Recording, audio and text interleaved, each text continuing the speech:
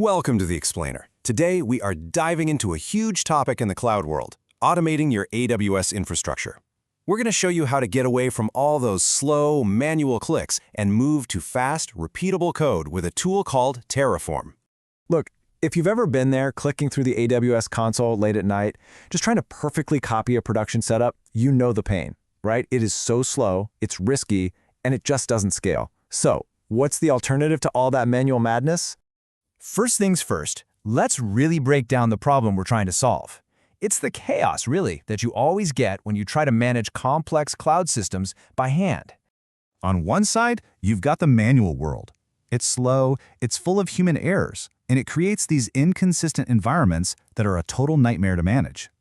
But the goal, what we're all shooting for, is what you see on the right. An automated system that's repeatable, scalable, and managed with the same kind of precision you use for your application code. So the solution to this whole mess is this really powerful idea called infrastructure as code, or IAC for short. And the industry standard tool for making IAC reality is Terraform. So what is IAC, really? Well, think of it this way. Your entire infrastructure, we're talking servers, databases, networks, the whole shebang, is defined in simple, easy-to-read configuration files. Instead of a bunch of manual clicks in a web browser, your infrastructure is now literally just code. Okay, so why Terraform? Why is it the big one? Well, it comes down to a few key things. First, it's cloud agnostic. It works with AWS, Google Cloud, Azure, you name it. Second, its language is declarative. Now, this is so important. It means you just describe the final state you want, and Terraform figures out how to get there.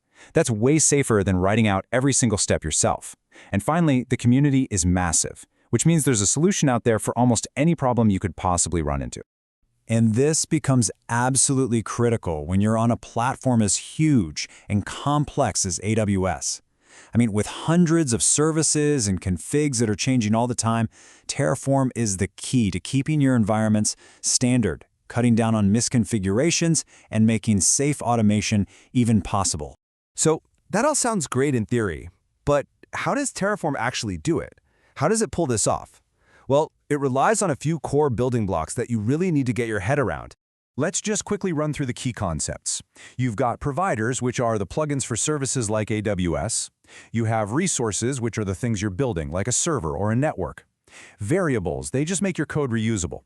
But the most critical concept here, the one I really want you to focus on, is the state file.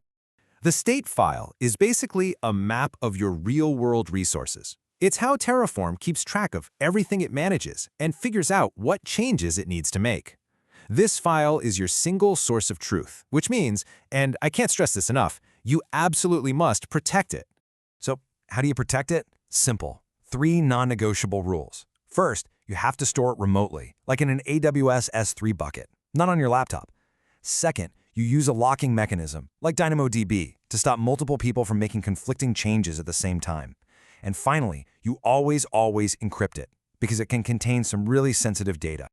All right, let's switch gears and talk about the workflow. Let's see how all this builds into a process that's predictable, safe, and repeatable for making changes to your infrastructure. The core workflow is this beautiful, simple loop. You start with Terraform init to get your project set up.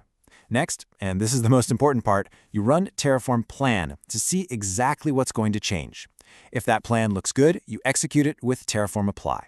And then, when you're all done with the resources, Terraform destroy tears it all down. I have to say this again because it is that important. The plan step is your safety net. It is totally non-negotiable in any professional workflow. It gives you a preview, a diff of what's going to be added, changed, or destroyed. This is how you guarantee predictability and let your team review changes before a single thing touches your production environment. Okay, so with that basic workflow in mind, let's get into the best practices and the common pitfalls. This is the stuff that really separates amateur use from a professional, scalable operation. To really scale this up, you need to build these professional habits. Use modules to create reusable pieces of infrastructure. Never ever hard-code your passwords or keys. Always use secure methods like IAM roles. And most critically, automate this whole process in a CI/CD pipeline. That means a plan runs automatically for review, and the apply only happens after your team gives it the thumbs up. And on the flip side, these are the big mistakes you have to avoid. We've already talked about state and hard-coded values. But that last one, oh man, that's a huge one. Making manual changes in the AWS console after Terraform has already built something. This creates what we call drift, where reality no longer matches your code and it totally undermines the entire point of using IAC in the first place. So, after adopting this workflow, embracing these best practices, and avoiding all those common pitfalls, what's the end result? What's the big payoff? You finally achieve that transformation we were talking about at the very beginning. Your infrastructure isn't this fragile, inconsistent black box anymore. It becomes reliable, it's scalable, and it's fully automated. Anyone on your team can spin up an exact replica of any environment at any time with a single command. That's the dream. And this is the world you get to leave behind for good.